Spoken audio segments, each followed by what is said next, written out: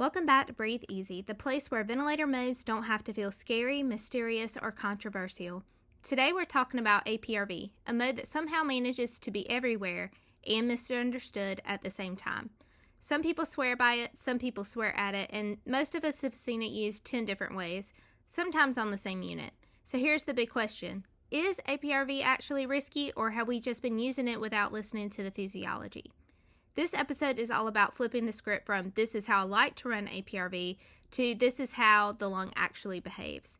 No preferences, no myths, just mechanics. And we're basing this discussion on expert recommendations published in 2026, pulling together decades of real-world APRV experience from clinicians who have spent their careers studying how the lungs open, close, and get injured or protected on the ventilator. Over the next few minutes, we'll break APRV down into something practical, logical, and usable.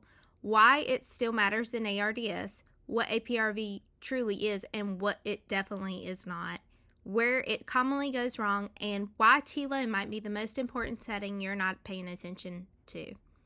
Whether you love APRV, avoid it, or feel unsure every time you see it ordered, this is your invitation to reset the conversation. Let's take the preference out of it, and let's lean into physiology. And as always, let's continue to breathe easy. Why APRV still matters, and what is APRV? Acute respiratory distress syndrome continues to present significant clinical challenges despite decades of research and advancements in ventilation strategies. Traditional lung protective ventilation approaches, although beneficial, have reached a plateau in terms of improving mortality outcomes. The persistence of high morbidity and mortality rates highlights the need for alternative strategies grounded in both physiology and clinical experience. APRV has emerged as a promising approach due to its ability to support alveolar stability through time-controlled ventilation. However, inconsistent application across clinical settings has historically limited its impact. By focusing on sustained high pressures with brief release phases, APRV aims to stabilize alveoli, reduce shear stress, and potentially decrease ventilator-induced lung injury. This section contextualizes the ongoing clinical need for APRV and emphasizes why updated, standardized recommendations based on expert consensus are essential for optimizing patient outcomes. The growing complexity of ARDS cases demands a ventilation mode that aligns with real-time physiological changes, making APRV a viable and necessary modality when implemented correctly.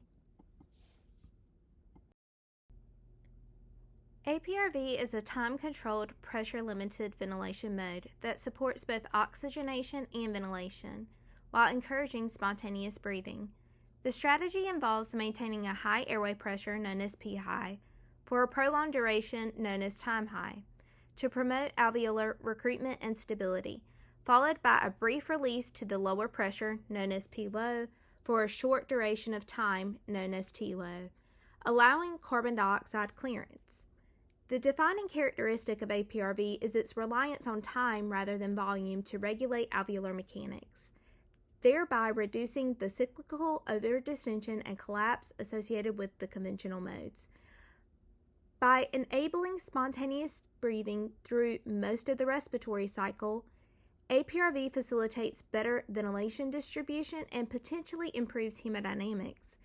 Despite its physiological benefits, the mode has historically lacked standardization, resulting in varied interpretations and inconsistent performance across clinical environments. Understanding the foundational principles of APRV is crucial before applying recommended settings to ensure its benefits are fully realized.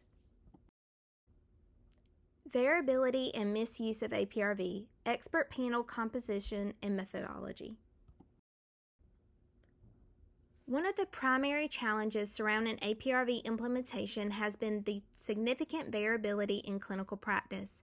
Across more than 4 decades of use, APRV settings such as P high, T high, P low, and especially T low have been inconsistently applied in both research and bedside settings.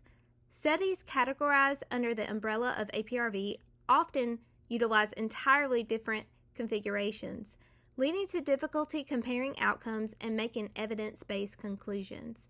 A key problem identified in the literature is arbitrary assignment of TLow durations, which, when improperly set, can lead to alveolar collapse and potential ventilator-induced lung injury. This variability has hindered clinicians' ability to evaluate APRV fairly and adopt it confidently. And the lack of standardization approaches not only introduces risk, but also obscures the underlying physiological principles that make APRV effective. As the expert panel notes, this inconsistency reflects a broader systemic failure to integrate physiological understanding into ventilation strategies, thereby mandating a clear evidence-informed recommendations. To address long-standing variability, an expert panel comprising of 18 internationally recognized clinicians and scientists were formed. Each panel member possessed between 5 and 35 years' experience with APRV, collectively representing thousands of treated ARDS cases. Their diverse backgrounds, including critical care, anesthesiology, pulmonary medicine, and basic science, ensured that recommendations would reflect both physiological insights and practical bedside application. The group employed the NGT, a structured technique consensus building method designed to promote balanced participation and resolve complex disagreements effectively. Through iterative conversation, literature reviews, and integration of clinical experience, the panel created a unified set of recommendations. Importantly, they classified their work as expert recommendation and position statement rather than formal clinical guideline. Acknowledging the heterogeneity of the existing data already, this methodology lends credibility to the recommendations by grounding them in expert practice while maintaining transparency about evidence-based limitations. Core APRV parameters, recommended initial APRV settings. The foundation of APRV lies to its 4 primary parameters: P-high, T-high, P-low, and T-low. P-high represents the upper airway pressure used to maintain alveolar inflation and optimize oxygenation. T-high determines how long the lung is held at this elevated pressure, promoting alveolar stability and decreasing shear stress. P-low serves as the lower pressure during the release phase, while T-low controls the duration of this release phase. The interplay of these parameters determines alveolar recruitment, collapse tendencies, and overall ventilation efficiency. Unlike traditional volume-driven ventilation modes, APRV uses these time and pressure variables to stabilize the alveoli continuously. Understanding these settings is crucial, as each must be carefully titrated to support lung protection. Misadjustment of any of these parameters, particularly T-low, can quickly shift ventilation from protective to injurious. Therefore, a solid grasp of these 4 elements is necessary before applying the expert-recommended initial settings.